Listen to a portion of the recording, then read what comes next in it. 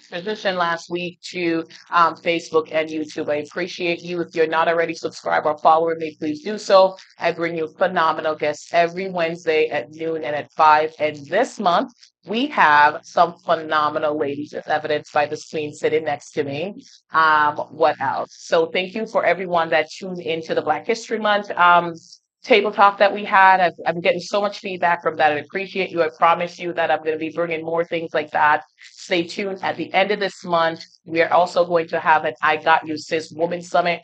And if you know anything about me, you know I do believe in the power of sisterhood, and I'm passionate about advocating for each other and showing up for each other, even just to cheer and call out someone's name in the sand. So I am going to transition over and talk about the fabulous, the phenomenal Miss Celia Johnston Blue, who is the president and CEO and one of the founding members of Maywalk. And what is Maywalk, you may ask? Well, let's talk all about it. That's right. So we're going to talk about a whole lot more, but we're going to talk about Maywalk. Sure. No, thank you. I appreciate that. So, Maywalk is short for the Massachusetts Women of Color Coalition because that's a lot of words. It is. Came with the term Maywalk from Massachusetts short for Women of Color Coalition. We are a statewide organization, but we're based here in Worcester. What's that? Is the headquarters.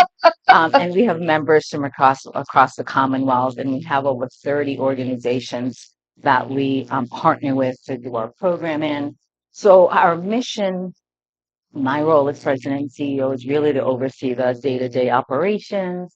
Our mission is focused on addressing racial inequities that's created by structural, institutional, interpersonal, and internalized racism. And we were intentional about our mission because the need for us is so great. And we focus on five platform areas, and we have a leadership track. So I say we do programming, we do advocacy work, because without advocating to change policy and legislation, then you're really not coming full circle with trying to make sure that you are giving us the opportunity for transformative change.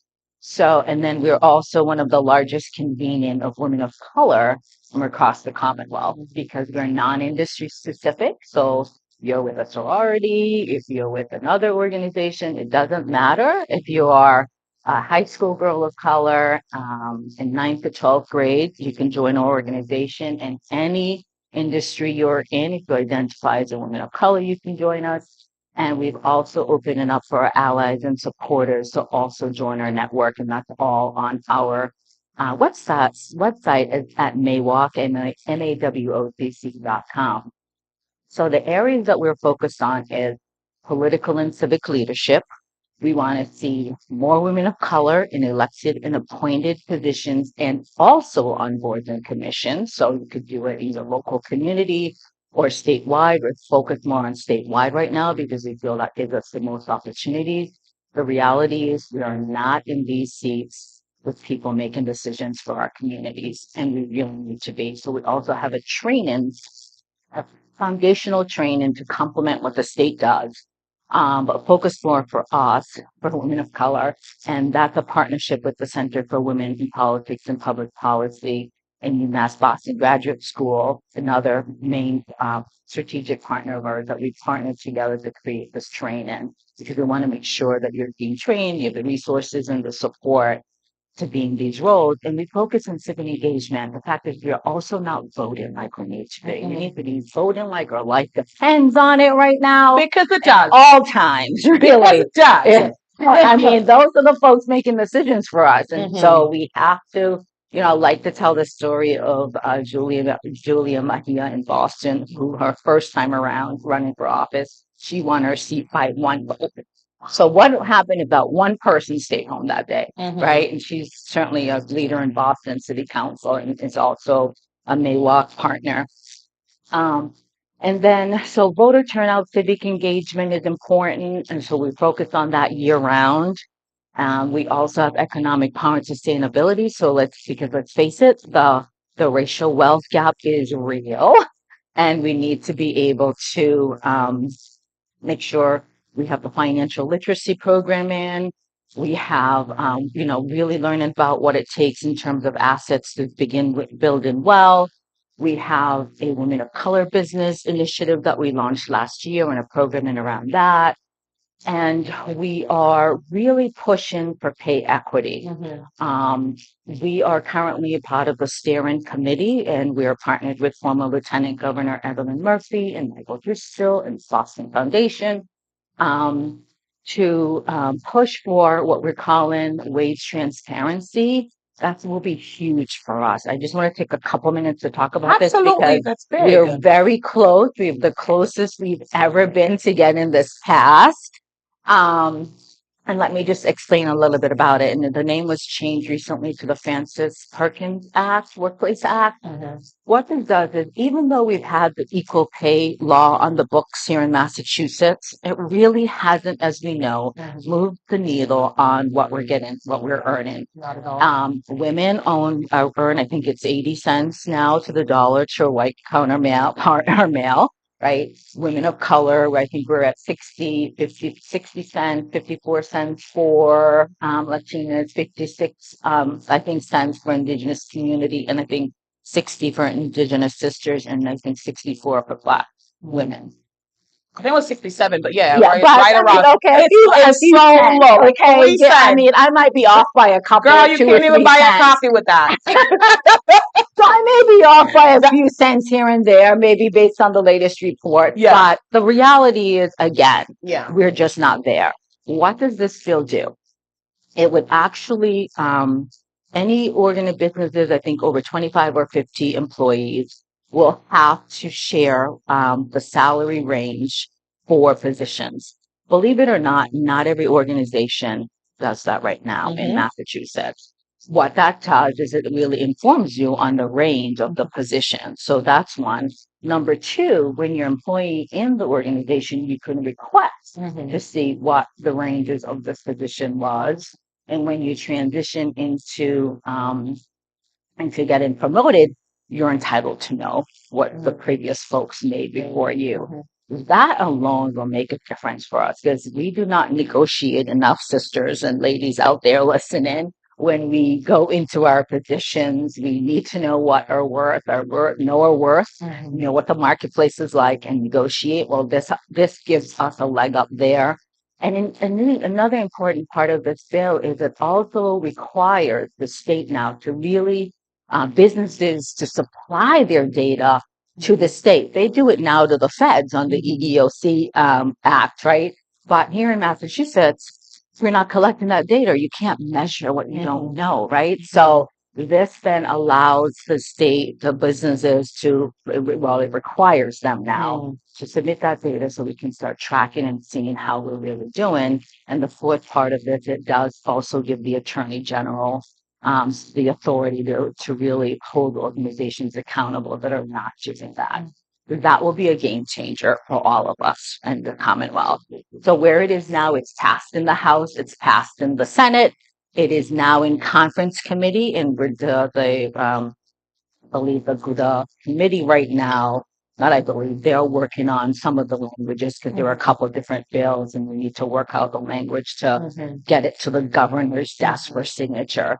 So please, conference committee, if you're listening, Speaker of the House, Senate President, please get together and work out the language and let's move forward so we can have the governor sign off on this bill, which will be so important. So that's one of the legislation. When I say we do programming and advocacy work, not only are we doing training and providing information on, financial literacy, asset building, homeownership, all those things, business, really how to sort of grow and expand your business, but also complementary legislation that is really going to move the needle for us to really address the systemic structural racism that really our system has been all about. The third area is on health and wellness. We're focusing on mental health is a major thing, especially for communities of color. We're also focused on mental health and maternal health. And we actually have a symposium, a health and wellness symposium on September 14th here in Worcester State that we're working towards. So save that date. That will be phenomenal. The other two areas that we're not as active on is criminal justice and education justice, just because we don't have the capacity right now. But those are the sort of the five major platforms, if you will. And then we have a leadership track as well. So you heard me talk about the boards and commission trainings. That's a leadership track. And we have our Intergenerational Leadership Academy, which we launched last year for women of color. We completed our first, the 12-week program. We completed our first cohort last year, and we had women sisters from across the Commonwealth sign up because it's mainly virtual.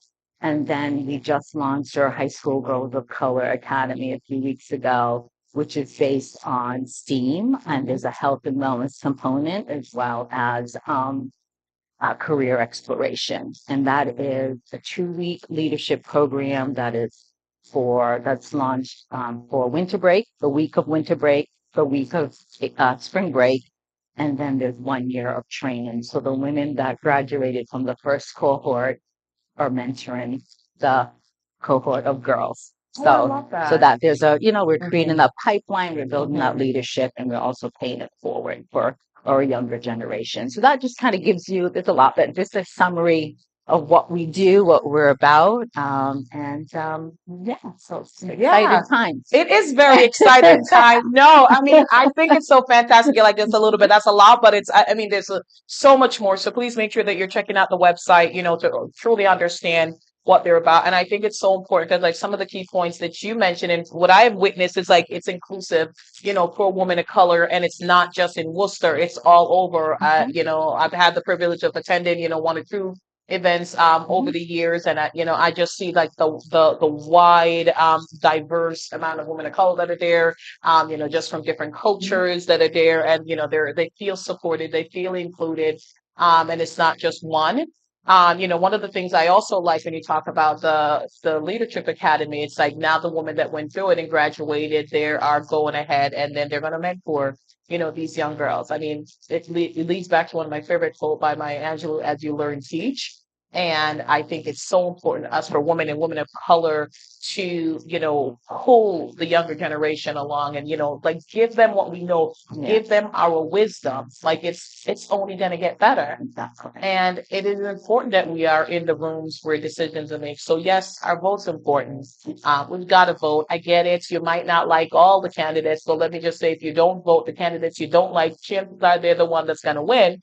And then you can't complain because you didn't vote. Right. So I don't think I'm ever going to agree 100% with any candidate that I vote for. But like, what are the fundamentals? What are the Exactly. foundations? Like, what do they believe in? Look at things that are being stripped away from us. Productive rights, reproductive rights, Yeah. education, things about our hair. All these things, and it might seem simple, but it starts from the city level to the state level to the national level. So it's important to, get involved. And I love that you guys do so much in regard to that. You're teaching, you're educating about, what our vote means. You are, getting us into spaces and places where we're on the boards, in the rooms that, people are making decisions for us. Yeah. Like, it's like, Yeah. if somebody's going to Happens all make the a time, decision folks. about me, I would like, Yeah. so if somebody's going to be on the board that talks about, the Crown Act, Yeah. for Yeah. instance, I would Exactly. like somebody who looks like me and you to be sitting there because Exactly. if you don't know black hair, you don't know black hair, right? Exactly. And you Right. might think like, oh, it's not It's not that a big a big deal. deal, but it It is. is a massive deal. Yes, It is a massive deal. Like every week, I still have people wanting to touch my hair, and I'm like, sometimes I educate and I like tell them like why it's just not cool, or but then sometimes I'm just like, Yeah. just let it go No, and it's a move real on. thing. It is a real thing. And in fact, I was just on a panel for International Women's Day in Boston on Friday. Yeah. And one of our panelists, Katrina Kincaid, talked about the fact that when she was first going into, she is a reporter on Channel 5, and she talked about how she went natural with her hair.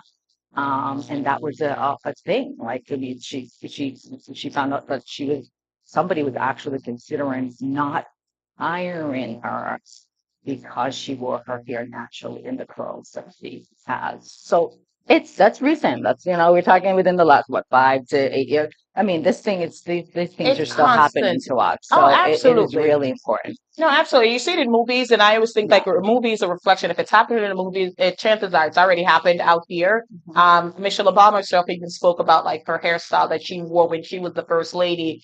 A certain style she couldn't wear. Could you imagine her showing up, in full Mhm. braids on that day? Mhm. Something that is so common to us, Mhm. that is so Mhm. familiar to us, like they're looking Right. so good. Right. Those things are not considered professional. I remember being the district managers of several retail brand and had to wear my hair a certain way. And I remember showing up one day like in full afro, and it was just like everybody was just so shocked. And it was like it literally took over every conversation, every room, every space that I entered. So you can certainly talk about this. Yeah. And I'm like, okay, come on. And it's just like, it took nothing away from my work, but it's just like everybody felt like they had the right to comment. Meanwhile, I show up in meeting, there's people with pink hair, people with green hair, and Hmm. those are not natural. And I just move on and did the thing. Hmm. But like my hair was a full stop. Let's have a discussion about it, or, Yeah. things like that. So these issues are important, and it's so important for us to get involved. Absolutely. The I, one thing you can do is at least vote. And it's yes. so easy to go to public meetings. It really isn't. In Mm. fact, we have a series around beyond the ballot box, because we want to now, okay, if you voted, now what? How do you really deal with Yeah. understanding that really your public officials, your Hmm. elected officials work for us, Hmm. right? I mean, that's you're right. So it's not that complicated. You can schedule a meeting, you can talk about an issue in your community. And then just an understanding of, local versus state and federal. So we're Hmm. trying to we've listened to our members and our Hmm. communities, and some of those are some of the feedback we heard in terms of like, I'm not even sure how to really, Yeah. what do I do after I vote? So we're trying to again make it to demystify all this nonsense about, Absolutely. in public meeting, you can certainly be prepared to speak about something. It really isn't that complicated. So we have to get more involved. We have to get more involved. No, So absolutely. And I think you're doing a great service in letting folks know that they do have access to the elected officials mhm, as we put them in office. And it is our job right. to hold them accountable, to say, like, hey, Yeah. this is the platform you ran at. And since then, like, you've Yeah. been We haven't nowhere seen near it. anything, right? Like You haven't visited our, the neighborhood. neighborhood, but So, that exactly. kind of So, thing. Absolutely. no, I think that's important. So I remember the very first meeting with the launch of Maywalk. It was at Holy Cross. Hmm. I was there for that meeting. I remember, and it's been a few years. It's our And annual then, meeting. yeah, since the launch. And then I was there in January when you guys were back at Holy Hmm. Cross for like the annual meeting. Hmm. It was really good to see just all the things that you've accomplished, the partnerships, just the evolution of Maywalk over the Hmm. years. Did you envision that when guys formed Maywalk, and like what was the idea behind forming Maywalk? Hmm. And you alluded to it a little, but Hmm. Sure. that decision. Yeah, sure. So, I mean, for me, the vision was placed on my heart. I'm spiritual as well. Girl, you So sound like girl. that's how I was raised, and really believe my belief, my higher power. Everybody has, their own higher power. Mine is God. And so that was placed on my heart many, many years ago to really form an organization. What was placed on my heart was a global movement for women of color. And I kind of ran away from that for a little bit because that's a lot, right? Girl, yes. And so, but the more and more I was in these spaces where I was either the first or Mm, one of only, it was more and more evident to me mhm, that we needed to have an organization. And yes, there are other organizations out there like sororities, but we wanted it to be specific, non-industry specific. And to have an organization that's really focused on us and to be part of the solution, right? We can't keep talking about problems without actually working on them. So, as it turned out, I was talking with some mentors about this, and a really long time friend here in Worcester, Dr. Giselle Hampton. We've been friends for, oh gosh, over 30 years. I'm just wow. going to say over 30. So you met when you were like 1 year old, right? Okay. Yes. Yes. Okay. And our families have known each other for many Yeah. years. And I shared that vision with her to say, listen, now it's becoming this desire that I really want to work on it. And she remembered that. And so Brenda Jenkins here in Worcester, an organizer and that's been around for a long time. And there was so many people and done so much good work here in Worcester and beyond. She was pulling together a women of color breakfast, and she wanted to make sure that women in the central Massachusetts and Central region was really getting together to know each other and know what we're working on, and also a political lens as well. And Giselle said, "You need to come to this breakfast." She said, "You guys might be in some, an alignment. You have this woman of color idea." And it was just phenomenal. I had known her who doesn't know Brenda Jenkins, right? Here in Worcester.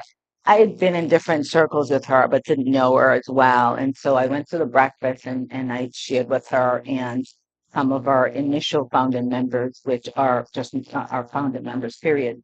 Maritza Cruz, Joyce McNichols, and Bree Boone were in the same room with us. And I said, guys, I really have this vision about, forming an organization, not just let's just work together, but really forming an organization for us. And, I remember Richard thinking to me, "Are you serious?" I said, "Yes, I'm very serious." And so we worked on pulling some other like-minded women. The strategy was, at least from my perspective, is that we would get some women of color that we thought would be in alignment with kind of what we were thinking here in Boston and in Springfield, so that we immediately start out. The vision was always at least start out at a statewide level and grow from there. And a lot of founding members kept saying to me, "I don't want to hear about global. That's way too big." I said, "Okay, well, let's focus on Massachusetts first, Yes. and then we'll build from there." And so there was, I think, 12 of us, or 13 of us that we got together. And we really worked at this thing this is all on our website, folks, if you want to see all of our founding members. We got together and really worked hard to figure out what's our name going to be, what's our mission. And those mentors in Boston agreed to become founding members, who I first shared this vision with, which was really great. Just phenomenal women. And we spent a year like really thinking about doing the work up front, like not being haphazard about who we are, what we wanted to be, and what we wanted to do. And then we did some soft launches to pressure test our idea in Worcester, Springfield, and Boston. And basically, I tell you, I give the story all the time. I literally cried at every soft launch because of the need was so great, and that we walked away with affirmation. We got some feedback on our mission and what we're about, but we were pretty close. Like we got feedback like, "This is exactly what we need. When are you going to start? Okay. And how are you going to sustain this?" Was like the two questions that always stayed in my mind. So I left there saying, this is important, and let's work on it together.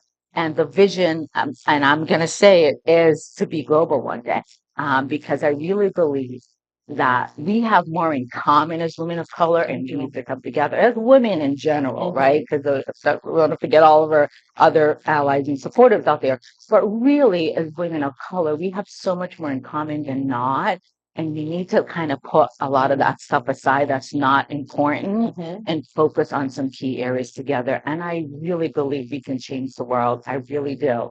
And it's going to take all of us to do that. It really is. So that's the vision. That's what, sort of our journey. And then just doing the work from there, right? What do we want to be? I mean, I was so great. Linda Cavioli from the YW, former director of the YWC. I always also give her props because she believes in our vision and our mission and agreed to be a fiscal agent for us, so that we could get started and not get bogged down with, the legalities of becoming a nonprofit C3 organization, and allowed us to do the work and figure out what we wanted to do. And that's a lot of work. I mean, I led the development of all of the work with the organization and really figuring out what we wanted to be, how, what's the legal structure, all that good stuff. I like to say we were pretty deliberate and we took the time. And then the demand got more and more for us. we said, "Phew, we have to not do things on a shoestring budget anymore. Let's figure out our strategic planning and let's continue the journey which we started, which was to become a nonprofit. And then so we formalized a couple of years ago. And then, we're off and running right now. So to your original question, yes, this is very much the path. We're 9 years in now. Next year will be our 10th Yeah. year. Yay! Yeah, 2015, right? Yes. Yep. After April, we'll start going into our 10th I year. love it. And so we're really now starting to talk about, I have board members and some of our founding members have wanted to do a gala a long time ago. And I was Yes. like, not until we reach like a Yes. milestone year. So I think that's very much going to be the next year big thing for us. So if you're out there and you want to sponsor us, sponsor Susan's show, sponsor Maywalk. Absolutely. And honestly, that I was gonna ask you that next. Like, how can people help? Yeah. Money Yeah. is always fantastic. I mean, Yeah. show up at the Yeah. events, absolutely support, Yeah. vote, do all the things. But I also think like sometimes we don't realize, and I think people's like, well, I don't have I can't sponsor this. It's okay. Just everything Yeah, counts. it does. Like, It does. And so we have on maywalk.com, it's very easy to Yeah. donate to us, donate whatever you can. To your point, every little bit helps right now. And, we need those funding to do the work. So anything that you can do is appreciated. No, absolutely. Yeah. Absolutely. So- I do believe that God is intentional, and I think He lays things in our hearts sometimes that it keeps you up. So like you had this vision, it kept you up and you're thinking, and then He intentionally placed people in your path that were able to help you execute that vision. Because it took a year. It's like, I think sometimes nothing wrong with, having an idea and jumping. More power to you. I've done that with some things, and then some things I've had to be more intentional where I really need to flush it out because I want it to be sustainable, that it's something, I want to continue. And, you are in the Massachusetts, and then the next step is national, and the next step is global, and it can get there. But you're right, it's not something that you can say, okay, tomorrow we're gonna open in London, because it's just you don't want to be there and do one thing and then fizz out. You want to be very intentional about just the strategy you create, the partnership that you do, and we need funding. Right. Exactly. And that's some of the work that I'm doing now. Yeah. The unsexy work behind the scenes, right? The infrastructure work, to make sure that we have a really great foundation to be able to then take those next steps. And we already taken those steps. We have international relationships right now. We actually partner with World Boston and the U.S. Department of State. They have a program for women and civic leadership programs. And actually last year, we were one of the organizations that were invited to speak with 20 women from around the globe. Wow. Amazing. And then to really talk about women in politics and how we're doing civic engagement. So we've already started some of these conversations, and then we were invited again to speak with another group of delegates, 10 delegates from different parts of the world, around diversity, equity, inclusion, and accessibility.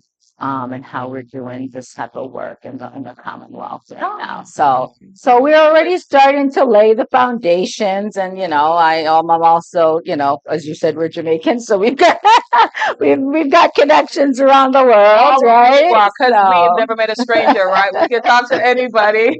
Yeah. So that's really it's an exciting time for us.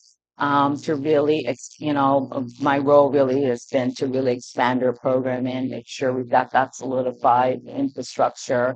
And of course, going after funding so that we have a sustainable, revenue strategy, and then to be able to put that in place for the organization. So Wonderful. just a couple of hacks. Just one or two things. So, but let's talk about, because when you started Maywalk, you worked somewhere else. Oh, by the way, hello, I worked most of the time.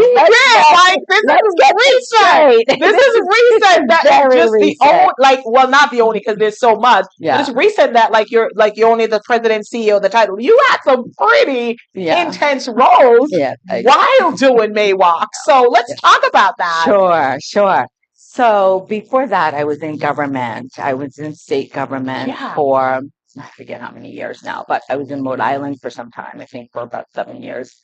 and then in Massachusetts for about 9 years. So I worked for my big boss, Governor Deval Patrick, which was amazing to be in his administration and to work with him to really, do all the goals and meetings that he wanted to do from the Commonwealth, and has had a really impactful um, time, I think, on the Commonwealth.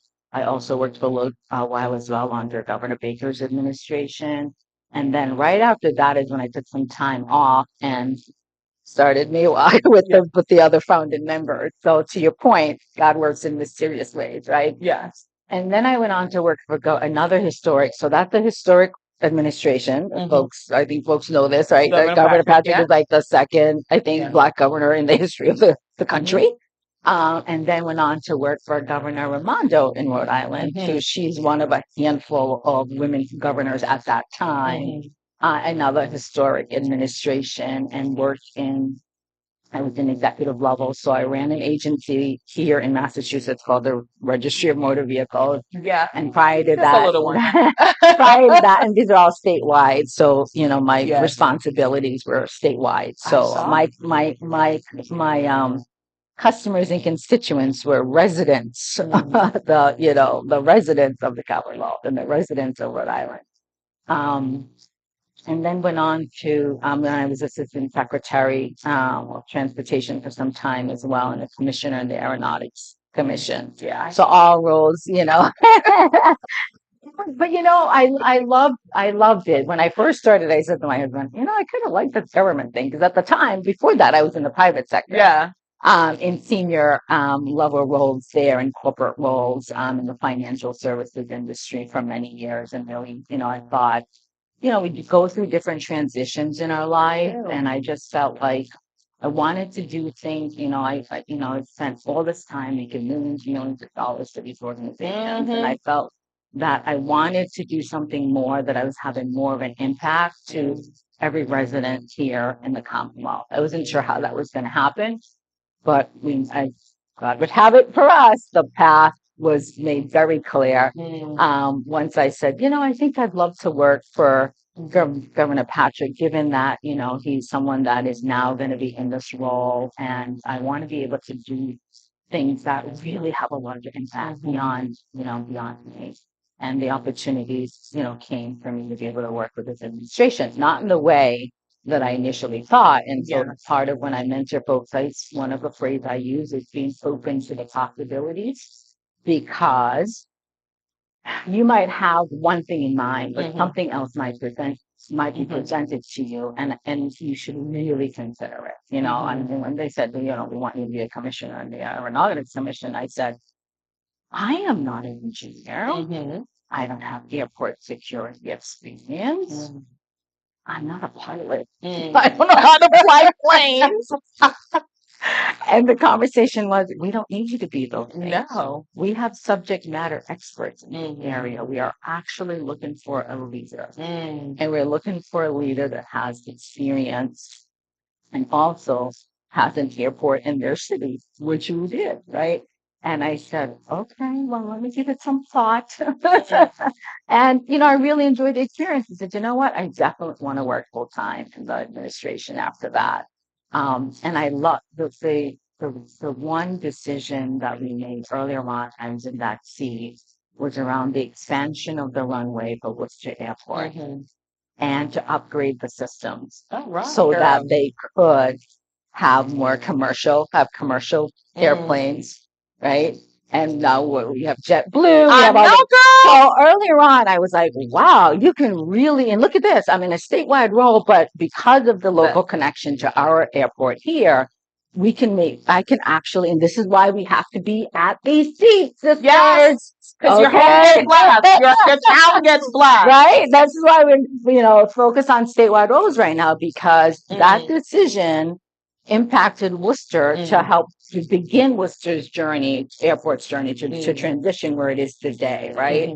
And also Hyannis Airport, where my brother-in-law lives. Like we made decisions on that. So When I saw how, you can really make a difference, I was like, Mm-hmm. wow, I really love this. And it's a lot of headache, don't get me wrong, Yeah. Yeah. because you're in the public and, so you've got to do public speaking and all these other, and you're under scrutiny, but it's Mm. worth it. I think it's Absolutely. absolutely worth it. So it's been a phenomenal experience. And then also in Rhode Island, I started off in transportation, another thing to be open to for the possibilities. Um, I was recruited to go to the human services Yeah. agency. And at first I said, when our folks came to me, I said, oh, I really just really want to work in transportation and let me finish out the things I What I started for started, you. yes. One of the things we worked on at that time, and I was in Rhode Island, was oversee then Vice President Biden's visits to Rhode Island. Oh, okay. You mean now? So we oversaw his visit because as transportation, we had just gotten a huge transportation bill passed. Oh Millions, my. I forget how many Yeah. dollars. And he was coming to see some of the investments there, and we did the thing on the team did this whole thing on doing a bridge like over 4 days or Yeah. 5 days, which was unheard of. There's like these new materials in the transportation space that can speed up, Yeah. when you're doing a bridge, right? And a bridge, okay, like Yeah. roadway, like Yeah. hello, this Yeah. is where you have impacts, right?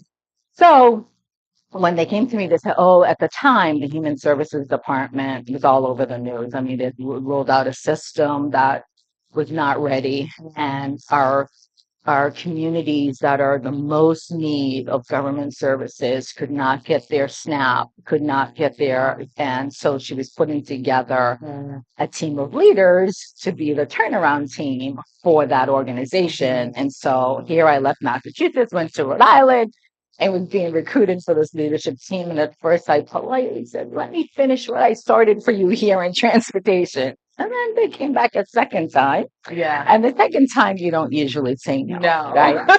I was lucky that they let me kind of sit for a little bit. Yeah. And so I said yes, Mm. being open to the possibilities. I didn't have a background in human services, but for me, my niche is being a leader. I Mhm. love leading and mentoring and developing people and really meeting them where they are to help, not only is it about the organization, but what is it can you do, make sure you're, thriving, not just surviving, but thriving in your position.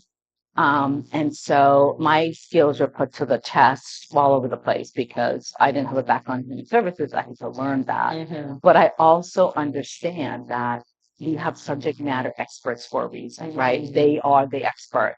Rely on them. You can lead. Mhm. Rely on your subject matter experts. You don't have to know everything, right?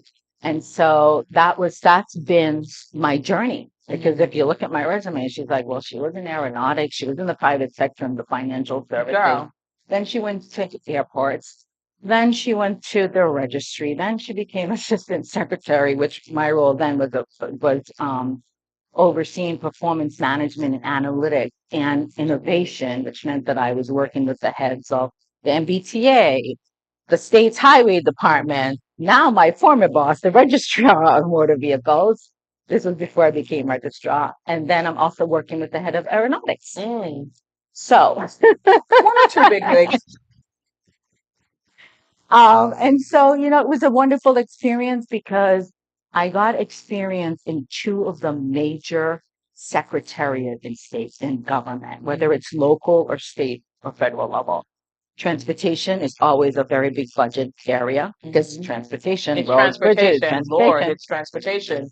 and health and human services is another secretariat that is, I think it's usually the largest one, just the nature of it, right? So I got to work at sort of the big shiny objects in the everyday sort of road systems. And then I got to see what it's like for our most vulnerable population that needs to rely on government services and what that looks like. And then, of course, the pandemic hit, and then we had to figure out how to deliver these services Yeah. because I had IT as one of my areas as well. And so it's been an amazing journey. I feel completely blessed. But during that time, We didn't make one. Yes. Who doesn't want to think, right? And I was on boards as well, Yeah. I have a wonderful daughter who was going through high school and college Yes. at the time, and a wonderful husband that supports me. And so, because it does take the family, right? It does. It takes a village of It does. It large and does. your family for that support. And I've been very, very blessed. And so I'm using all of those skills Mhm. that I've learned and grown and, sort of developed along the Mhm. way to help us with Maywalk. This is the fourth nonprofit organization that I've been involved in, and I can be a founding member and starting. So I'm just thrilled that we're in our ninth year. We need to really build a sustainable Mhm. revenue stream for the organization. And those are some of the things we're tackling now while we continue to provide programming for you all, a way to Yes. convene with each other, which is so important for us to have our space, our safe space, Absolutely. that we can share our own experiences and Mhm. we've got so many scars from our journeys Yes. because we live in the world of intersectionality, right, of gender Mhm. and race. And so when we show up, we're dealing with a multitude of things on in the workplace, and Mhm. in our society right now. And I feel like we're kind of under attack a bit right now Mhm. as women of color. So it's even more important Mhm. when we step in these high visible positions Mhm. that we have the support that we need and that we look out for each other. No, absolutely, absolutely. So before we go any further, so the show is Sipping Tea with Suzanne, but we I know want we're to get talking a lot. so I'm gonna give you an opportunity to sip your tea because I know this is like we just get so passionate that we Yeah, forget to sip our tea, right? yeah, And I do have brown sugar and honey, okay, whichever works for yeah, you. But there were so many things that you said, and I promise I'll chat for a little so you get a chance to actually okay, sip your thank tea. you. So many things that you said, and one of the things that you said is like, being open to different roles, right? Hmm. Because a lot of times, like we have this idea of the path that we're going to go on, and God has a different path for us. Exactly. And in order for us Hello. to get there, in order for us to get there, we have to be open and not be so like, no, Yeah, I'm not going to shift. Like this is the straight, yeah, because yeah. nothing I believe is straight and narrow for us to get to where we It's want to not, get to. and I'm an example of that. You Absolutely. know. But I also think where you end up, like every role that you have had has prepared you Mhm. because like having those conversations and, chatting with different people and see how different sectors work is helping you currently in your role at Maywalk. So I Absolutely. think that is so important. Thank you. And it's helped me as a leader, right? Because, Absolutely. I could be talking to, a resident of the state that is having trouble getting their Mhm. benefits, or I could be talking to a child care provider. Back then in Rhode Island, that was part of um, the areas that I oversaw. And then I could be speaking with the governor the next minute, or I'm going with him to promote, something that he's doing, a program, or I could be in front of the legislature defending my budget and why I need that budget, or I could be in front of the oversight committee. Well, why did you guys make these decisions? And so, or talking to a reporter, right? So I think it's for those of you that have not ventured into government, it is really a great place. Yes, we Okay. don't get paid as much as the private sector. I just want to Yes. put that out there. Yeah. But I think just having that experience Mhm. and doing the work and helping Mhm. our residents of whatever state, it's Mhm. just or just right here locally, city government is also, it's we need more of us in those seats as well. So I mean, we're not just talking, elected, appointed non-boards and commission. We also want to see more of us in the private sector in the boardrooms there too, and in senior and executive levels, because we're also not there, Mhm. which is another reason why we have the Leadership Academy. Mhm. We want to be able to prepare our sisters and help our sisters navigate, the systems as we know it, it exists, and also to help with career development and, business. So, No, yeah. absolutely. One other key thing you said, in regards to being a leader, and it's funny, I'm glad you said that, in terms of you're like, well, I don't have any experience. I don't know how to fly planes. I've never worked at the airport. And I found that, I gave a presentation last year, and one of the things I talked about is when I mentored women, and an opportunity for a higher role come along. comes along, they always say, "Well, I don't have all this." Oh, And yeah, I've let's talk never about that. had a man say that to me. I have never, when I like, because in all my years in leadership, I've never had a man that I promoted said, I'm not truly ready for this role because I don't Yeah, have what they're just like, yes, how much am I getting paid? yeah, So, yeah, and yeah. for women and digging a little deeper, women of color, we question, we're like, we need to know everything Right, 100% right. in order to step into this role. Yeah, And leadership is different from that it because is. you said it. Yeah, You don't have to be the expert. You're exactly. leading the expert Exactly. because there's the knowledge Hmm. and then there's the leadership. Right. So you don't need to know all IT. You don't need to know all Exactly. aeronautics. You don't need to know engineering, but having the best minds Hmm. and you lead them to get the result that you want. So Exactly. Exactly. And we can thank you so much for talking about this because we had at our annual meeting, in fact, Rep Brandy Oker, or is it Fluker? Fluker Fluker Oakley, Oakley, yes. or Oakley Fluker. I'm sorry if I'm messing up your I'm name, sorry, Brandy, we're like please, both Brandy, hyphenated names here. Brandy, you're amazing. Yeah, and we're both hyphenated Rep names, and Brandy, we're like, the color Rep Brandy. So make yes, sure I don't mess up her thank last name. you. She actually talked about that at our annual Mm, meeting. I don't know if I you missed missed her. her. I Yes. did. And she talked about the fact that, and it is a reality for It us. is. It We absolutely have is. to make sure there was a study actually, then I think LinkedIn did the study, Hmm. was who she quoted, that we have to make sure that we have most, if not all, really, of the All the qualifications boxes. before we apply for positions. Hmm.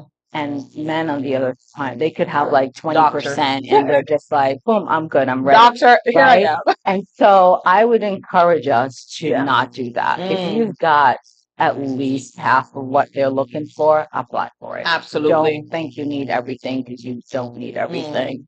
And a lot of times we are more than qualified for absolutely. any role that we get in. And Absolutely. it's unfortunate that we continue till this day, you know, um, get the phrase around, oh, she's not qualified. They're just needing a quota, or she doesn't have the skills. Hmm. I mean, that's what we deal with all the time. Absolutely. And it's not true because we are generally more qualified than anybody else We are one of the because most of the fact that we educated. go and get degrees and we go and get this experience and we go and Mm, get that experience. And it's not necessary. We mm, need to just trust in who we are in those mm, positions in our roles. And if we've got at least half of what they're looking for, apply for the positions. Look at the market, see what the market range is. So you're also mm, ready to negotiate with some of the things I always remind us of.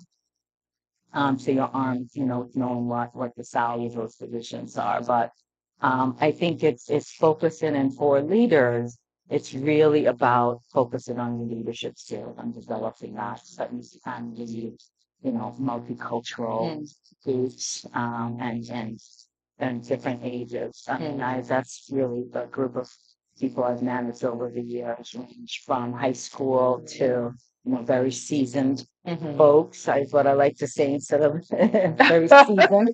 And it is at the end of the day, I like, you got to meet people where they are. Mm, And it's the role as a leader, as I was sharing earlier, it's like, for me, how do I make sure that you're thriving in the space that you are in or the role that you're in? mm, And if you're not, let's figure out why, mm. right? I mean, it's not always a disciplinary kind of thing. No. It could just not be the right fit. Mhm. So where else in the organization where you Mhm. might have a better fit?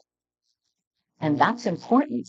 Retaining the employee and the work, the employee is important, right? And retention is cost companies a lot of money. Mhm. And it's all about a win-win. What are you happiest doing? Mhm. And that can help the organization also develop you as a person and as, into your role. And those are the fun stuff. I love that stuff about Absolutely. leading. We'll get to the bottom line, but we will get there when people are feeling supported, they're getting the resources, the tools, and the coaching, and mentorship that goes with being a leader. We're responsible for that. No, So, absolutely. and then we're also responsible for the occasions where someone just isn't doing what they should, right?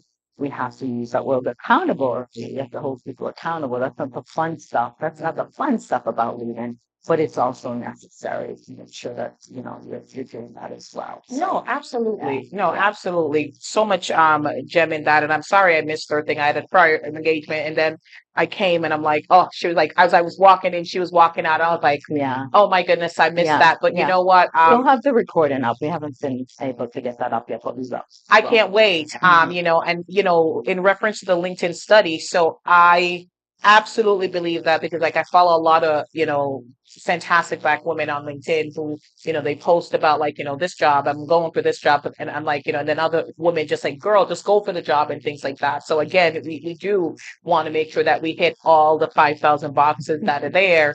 And I think sometimes they just copy and paste those qualifications Yeah, and there's going to be some of the parts of the role that you don't know, and that's the whole idea, right, right? To right. learn in the role as you Yeah. go along. But to your point, it is about leading people and understanding where each person is Hmm. and what they need to succeed, because many different people need many different things. And as a Exactly. leader, it is your responsibility to see, like, okay, this one is visual, this one is audio, Right. this one you have to ask for, to repeat it back to me and things Hmm. like that. And that is your role as a leader.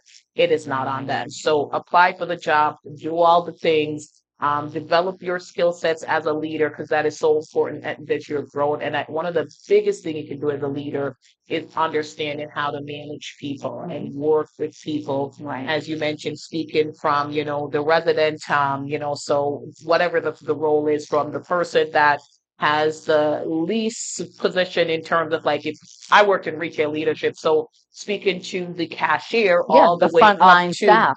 Yeah. exactly all the way up to the CEO. Right. And this is what I'll say. And I said this when I was a district manager for one role. On a grand opening day, if I have no cashier and I have the CEO, I will make no money because the CEO does not know how to ring my register. So And you might be out of a job. exactly, exactly. In the private sector, it's So no the joke. positions that you think are the least important are actually the Yeah, most yeah, important to yeah, your bottom line. yeah. So make your frontline people happy. Yes, the CEO is coming because it's a big day and we roll out the red carpet, but you need those cashiers to ring all those registers. Hmm. So the bottom line is treat everybody well. Hmm. Take care of your Everybody people. is important, Every really, right? single And person is important. when you said that as well, I thought about, the frontline staff, right? That they're the ones that are meeting the customers every day. Absolutely. And I remember I used to go out to each of the different registries in the Commonwealth, right? Yeah. When I started, there was, I think, 37 across the Commonwealth. And then I think with the budget cuts, we were down to about 33 or something like Yeah. that, or 30. And so, I made it a point to go out. They're like, what are you doing out there? I'm like, well, I have to come out and visit and see your environment and Yeah. meet the customers in your region, because how else am I going to learn what, is Exactly. really happening here, and how do I support? And, Mhm. and I was like, I want to go out and greet the customer. I'm like, yeah, you want to go and greet the customer? I'm like, yes, that's the best part of this It job. is. It They're like, is. oh my goodness. It Okay, is she is. okay? I Yeah. loved it. I loved greeting the customers when they Yeah. came in, because that's how you really learn of what's on people's mind and how they're doing, and the good, bad, and the ugly. You need to learn it all, and but also show that you're not afraid to roll up your sleeves as a leader. No. That's also really important. No, Yeah. absolutely. No, absolutely. And listen, when I worked retail, I was not a fan of visual presentations, and I had amazing people that worked for me that were fantastic, that Hmm. I was not worried about them being better than me. Actually, in fact, I wanted them better than Yeah. me Yeah. because I knew that wasn't a skill set that I had, Exactly. and I didn't want to develop it, to be perfectly. Yeah.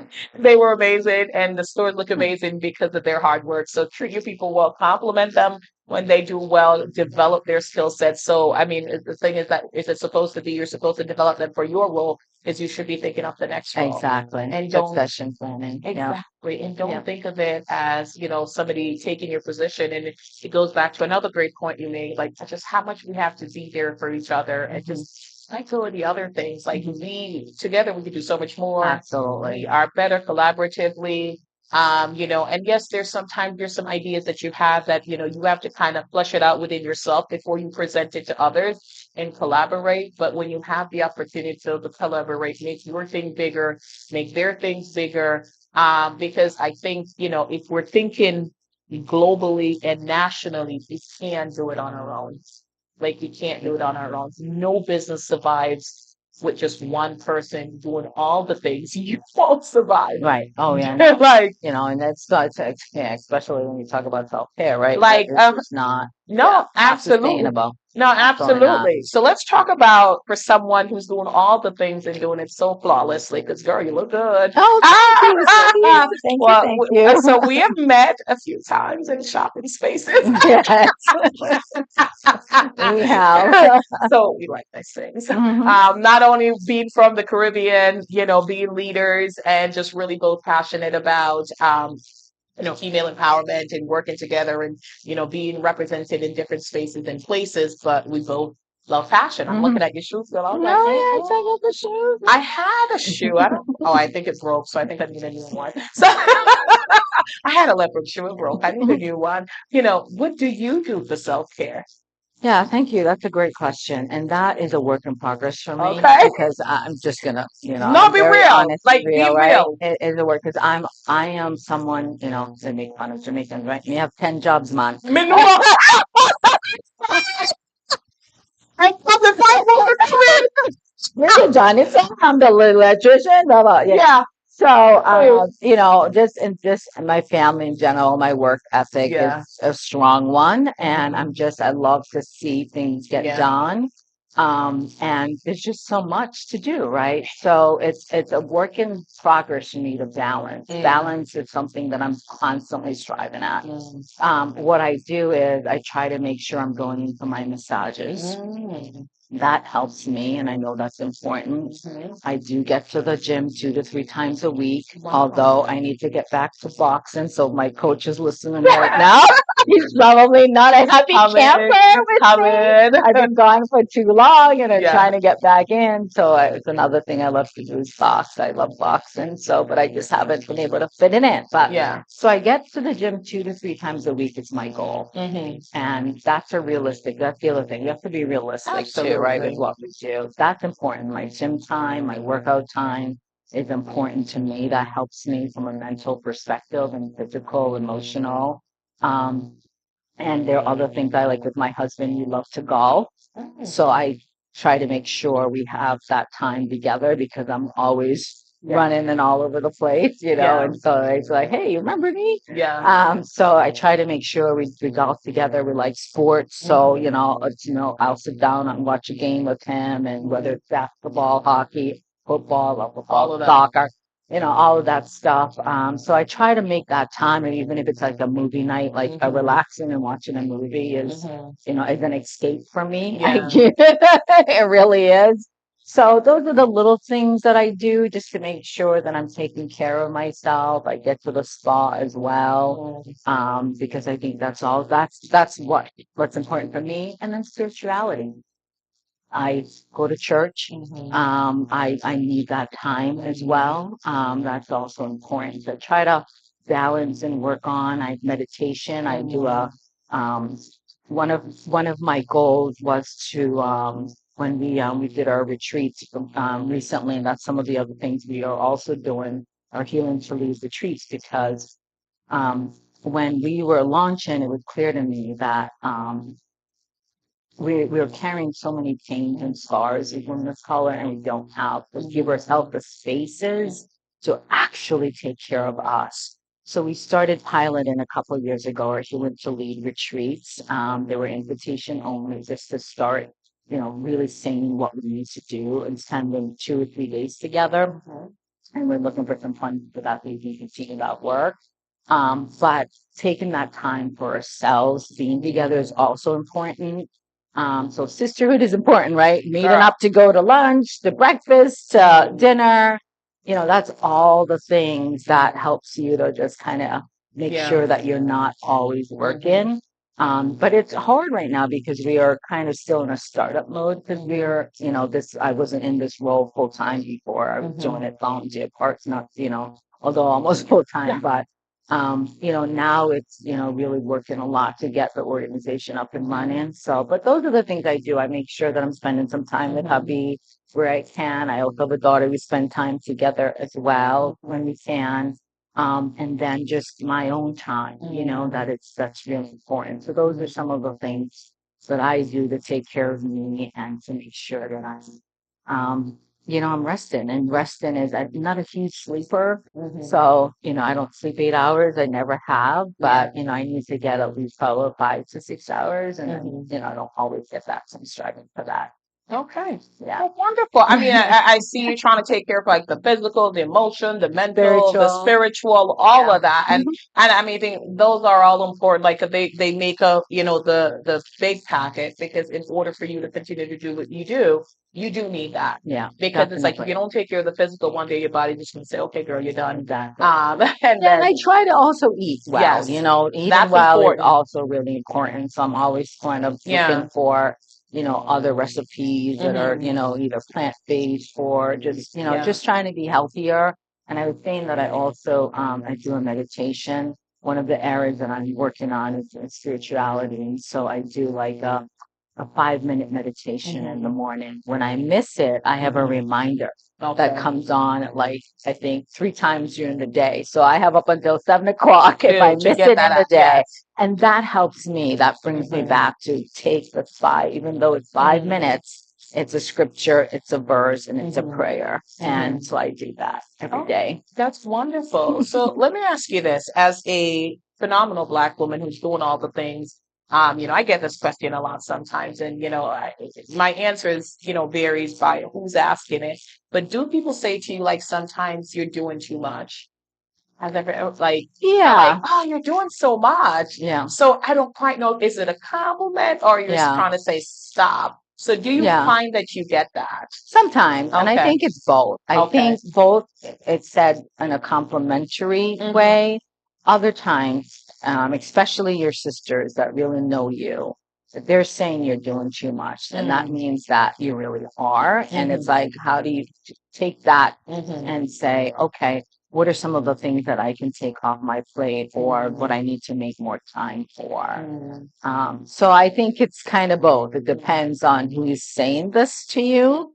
But I don't know. I don't take it as for me, it's either a compliment or, well, then I guess it just all depends on who says it, right? Exactly. Because if they're like, oh, you're out there too much, then, well, wait, I need to promote the organization. So what does that really mean? Yeah. But I don't, I try not to dwell on negativity. So for me, it's either a compliment or maybe I can take that minute to check myself and see what else do I really need to do to step back a bit and more importantly, take care of me, Absolutely. right? Because to your point, at the end of the day, if we're not doing that, then it's not sustainable. All right.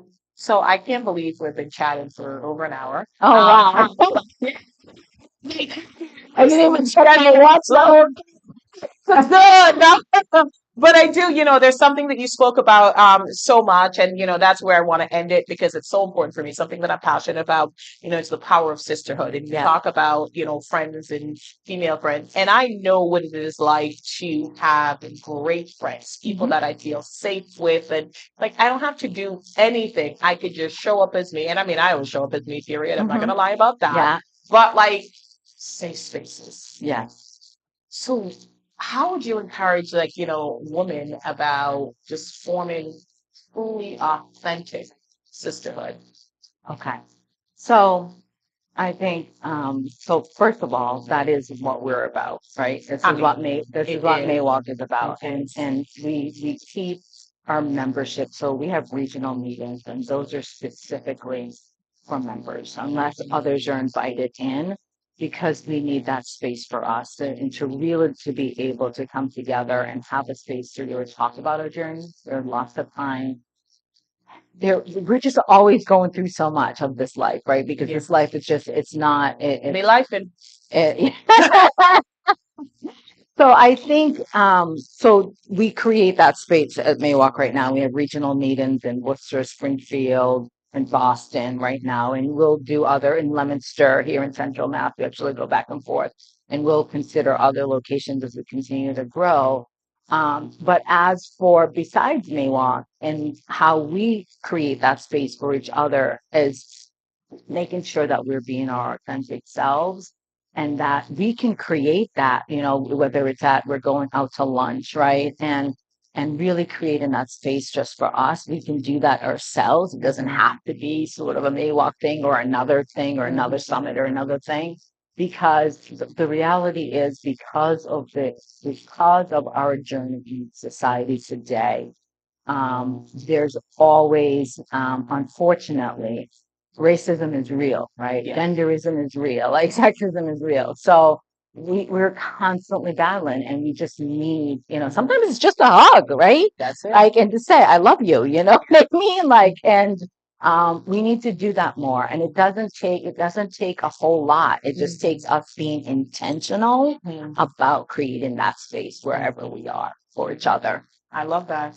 I love that. No, I was telling someone the other day, like, I just, as an entrepreneur and doing so many different things, there's some days that are just not the way I want them to be. Right.